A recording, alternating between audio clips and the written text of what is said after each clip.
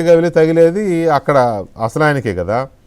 So ఇంకా ఈయన ఇలా చేస్తూ అమ్ముడు పోయారు అని ఇంకెవరినో అంటుంటే అది ఎలాగా సెట్ అవుతుంది? అది సింక్ అవ్వట్లేదు కదా కదా అంటే సింక్ అవుతుందా? ఆంతరంగిక పోరు అంటారు ఇది. అంటే గతంలో అధికారంలో ఉన్నప్పుడు వాటాల దగ్గర తేడాలు వచ్చిందో, ఎక్కడ తేడాలు వచ్చిందో దాన్ని మనసులో పెట్టుకొని ఇప్పుడు ఏమైనా చెప్తున్నారేమో మనకు తెలీదు. దాన్ని మనసులో పెట్టుకుని ఇప్పుడు చెప్తున్నారేమో. ఎందుకంటే ఏదో ₹1,000 ₹100 కాదు, వందల వేల కోట్ల రూపాయలు. కానీ నేను డబ్బుల కోసం విజయసాయి రెడ్డి గారు ఇలా చెప్తున్నాడని నేను అనుకోవట్లే. నేను చెప్పేది ఆంతరంగిక పోరు ఉంటుంది. అందుకనే అది దానివల్ల డబ్బే కాదు, రాజకీయ ఆధిపత్యం ఉండొచ్చు, గుర్తింపు, డబ్బు ఉండొచ్చు, ఏదైనా దాంట్లో ఏదో ఉండొచ్చు, గుర్తింపు, ఇవన్నీ ఉండొచ్చు. ఇవన్నీ మిక్స్ అయింది కాబట్టి అందుకని ఆయన ట్విట్టర్ ద్వారా ఒక ట్విస్ట్ ఇవ్వాలని చెప్పి ప్రయత్నం చేశారు. ఆ ట్విస్ట్ ఏదో అందరూ డీకోడ్ చేస్తున్నారు. దానికన్నా ముందు నేను మన వరప్రసాద్ అన్నకి, కిరణ్ కుమార్ గారికి చెప్తున్నా, ఆంధ్రప్రదేశ్ రాష్ట్ర ముఖ్యమంత్రికి కేంద్ర ప్రభుత్వానికి ఏ విధమైన సంబంధాలు ఉంటాయో ఆ విధమైన సంబంధాలు మాత్రమే మాజీ ముఖ్యమంత్రి జగన్మోహన్ రెడ్డి గారికి కేంద్ర ప్రభుత్వానికి ఉందే తప్ప ఎవరిని వ్యక్తిగతంగా కాపాడాల్సిన అవసరం కేంద్ర ప్రభుత్వానికి లేదు. అది క్లారిటీ ఇస్తున్నా. ఎందుకంటే ఇందుకు చెప్పారు ఎవరో కాపాడుతున్నారు, అక్కడ ఏదో ఏజెన్సీలు ఉంటాయి కేంద్ర ప్రభుత్వం ఒక ముఖ్య.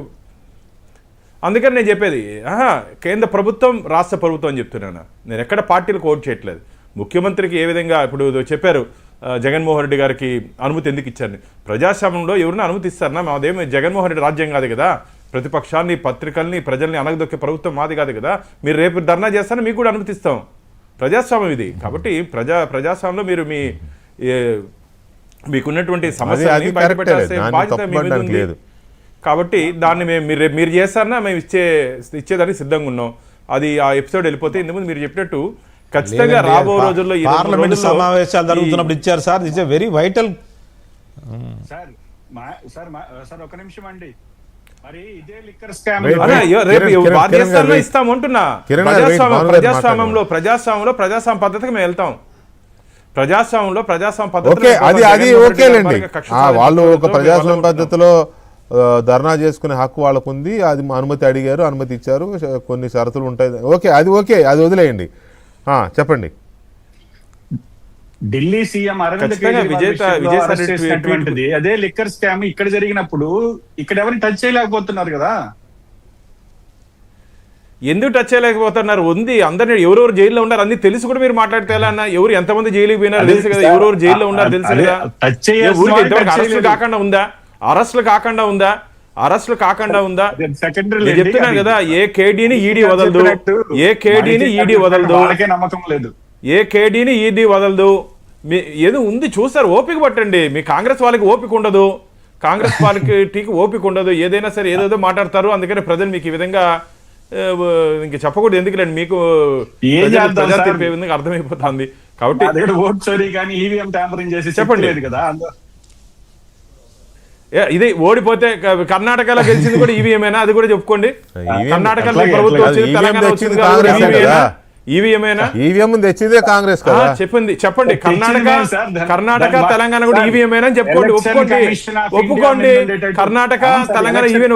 ఎందుకని ప్రజా తీర్పుని కిరణ్ కుమార్ రెడ్డి గారు ఇప్పుడు కిరణ్ కుమార్ రెడ్డి గారు ఒక పని చేయగలరా? భానుగారు ఒక్క నిమిషం. గెలిచినప్పుడేమో ఈవీఎం మంచిది, ఓడిపోతే ఈవీఎం చెడ్డది.